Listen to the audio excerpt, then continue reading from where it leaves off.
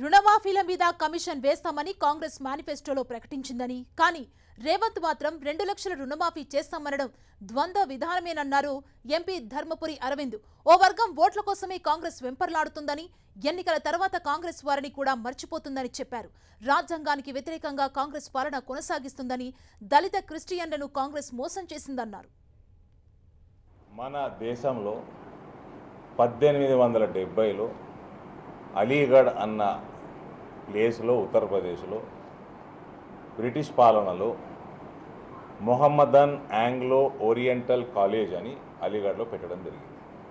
అది 1921 వచ్చేసరికి అందులో ఉన్న మొహమ్మదన్ ఆంగ్లో పేరు తీసేసి బుట్టదాఖలు చేసిరు. ఆంగ్లో చేసేసి క్రిస్టియన్ గాయబ్ చేసేసారు. వాళ్ళకి చేసేసి ముస్లిం అలీగఢ్ యూనివర్సిటీగా దాన్ని పేరు మార్చారు. కడుపు నొప్పి మొదలైంది. అనేక మార్లు అనేక కోట్లలో వేయనరు, ఇది ముస్లిం యూనివర్సిటీ, ముస్లింలే చదవాలి అని, ఎవరికి రిజర్వేషన్లు ఉండొద్దని అనేక కోట్లు కొట్టిపారేస్తే ఫైనల్గా 5 జడ్జుల ధర్మాసనం సుప్రీంకోర్టులో ఈ యూనివర్సిటీ అందరి కోసం పెట్టింది, ఇది మైనారిటీ స్టేటస్ ఇవ్వడానికి వీల్లేదు అని జడ్జిమెంట్ ఇచ్చినాక 1981లో అలీగఢ్ ముస్లిం యూనివర్సిటీ అమెండ్మెంట్ యాక్ట్ ఒక స్పెషల్ యాక్ట్ పార్లమెంట్లోకి తీసుకొచ్చి ఈ యూనివర్సిటీకి మైనారిటీ స్టేటస్ ఇచ్చి ఎస్సీ ఎస్టీ రిజర్వేషన్లు తీసేయడం జరిగింది.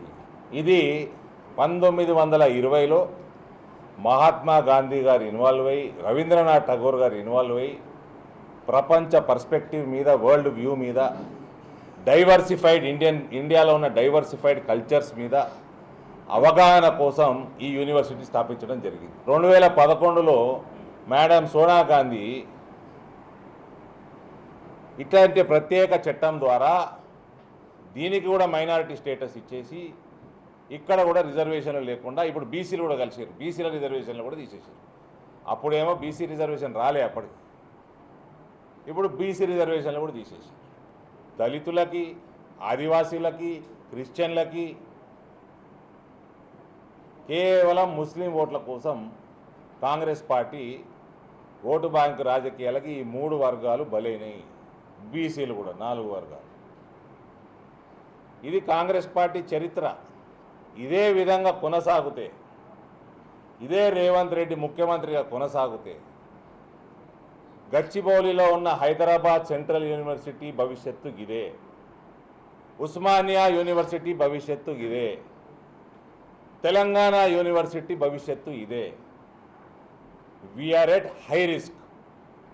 భారతీయ జనతా పార్టీ ఎక్కడ రిజర్వేషన్లు ఏ రాష్ట్రంలో ఏదైనా తీసేస్తే చెప్పండి, కాంగ్రెస్ వాడు ఏదో ఇక్కడికి వెళ్ళి వేయండు, కొరుట్లోకి వెళ్ళి ఎగురుకుంటా వేయండు, పోతుంటే ఒక ఆదివాసీ పిల్లగాని, మన ఒక బంజారా పిల్లగాని ఆయన కాన్వాయ్ గుద్ది చంపేసింది కూడా.